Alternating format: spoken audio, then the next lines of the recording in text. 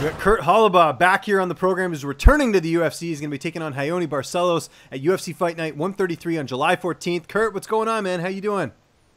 How's it going, James? Doing good, man. Awesome. Well, good to talk to you again. And it's been a while since we've seen you in the cage. Of course, you won the UFC contract by defeating Matt Bissett at Contender Series last year. And then I know there was a whole thing with USADA involving an IV as far as you, I guess, took an IV when you weren't supposed to take one. What happened there? I wanted to get your side of this thing. And obviously that kept you on the sidelines for this last year. Yeah, it really wasn't USADA. It was more of Nevada. Okay. Because, of course, the Contender Series, they're not even under the USADA program. They're under the Nevada Athletic State Commission. So, and there was never any guidelines of what to do, what not to do. We knew we wasn't under USADA.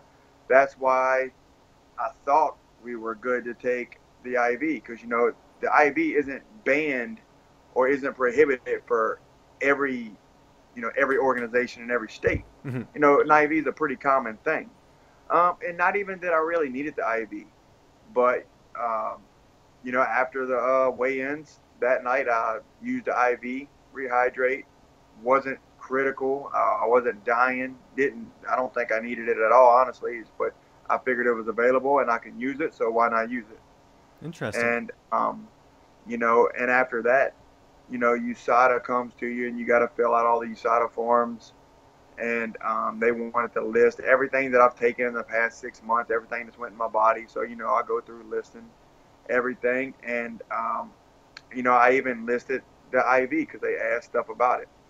And USADA calls me one day and they said, so what's this 2,000 milliliters or the 200 milliliters of saline rehydration? And I explained to them that it was an IV. So it wasn't like I was trying to hide anything. Right. I told them what I was doing. And I even marked yes on the Nevada checkbox at the weigh-ins when it asked something about an IV. I even marked yes on the box. So I wasn't trying to hide anything. I wasn't trying to cheat. I thought I could use it.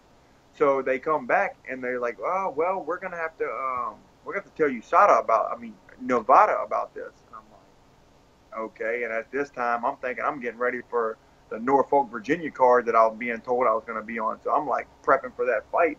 I think I'm about to get right back in the cage quick. And then they come through and, blow it out of proportion and make a huge deal about it. So, and we go from there. They basically found me guilty of the IV use and suspended me for 9 months and overturned the fight.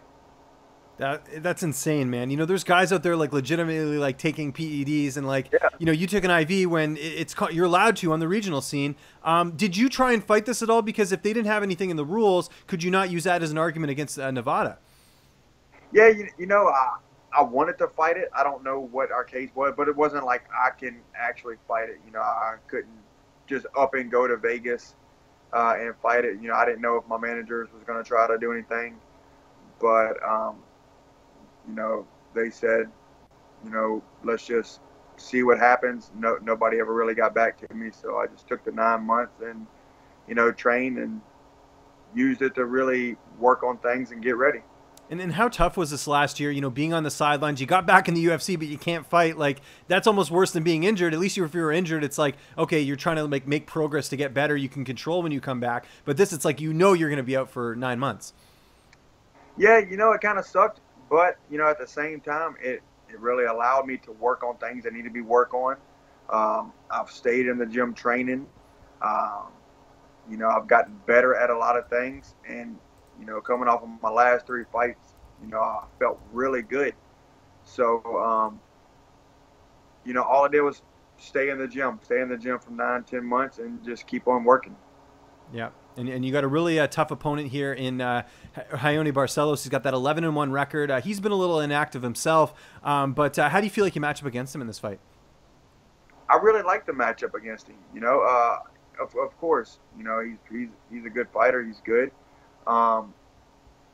Looks like he's got a lot of speed with him. But I think it's a matchup that's in my favor. I think it's a favorable matchup.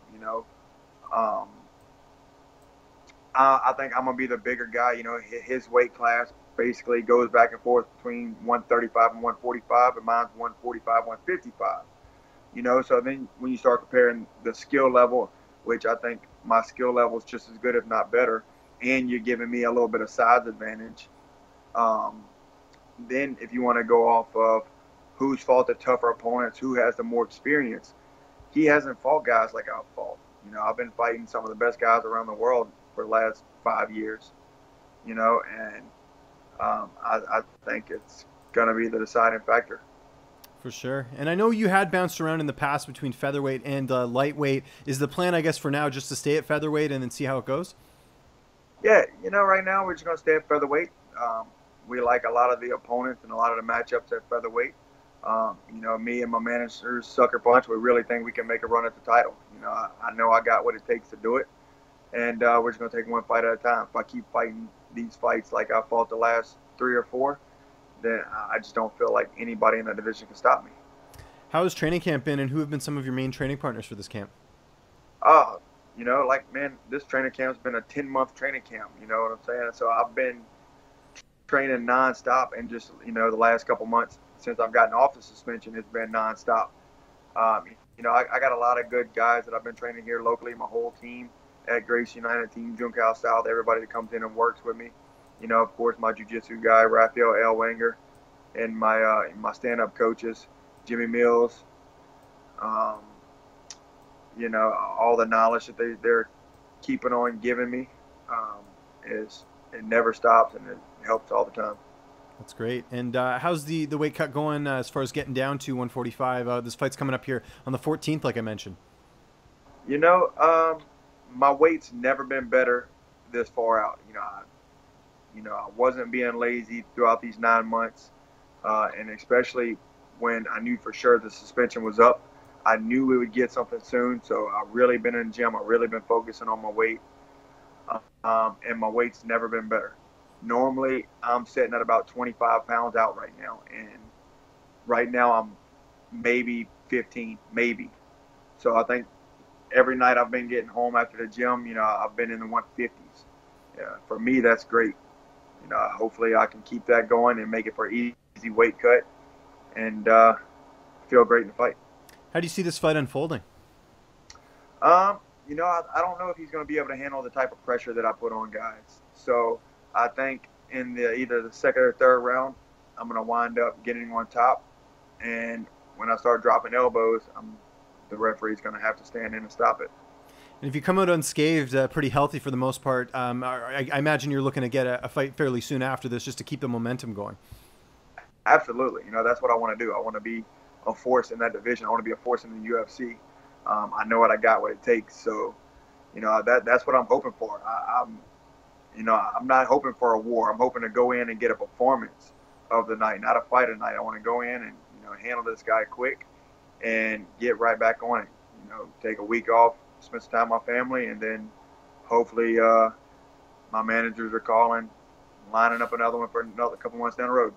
Awesome. Well, Kurt, congratulations for getting back in the UFC. I know it's been a long road, since going all the way from Titan all the way up, winning the title, and then getting back on Contender Series, and then getting to the UFC. So it's good to see you back. Just remind people where they can find you on social media, and if you have any sponsors or shout-outs, the floor is yours.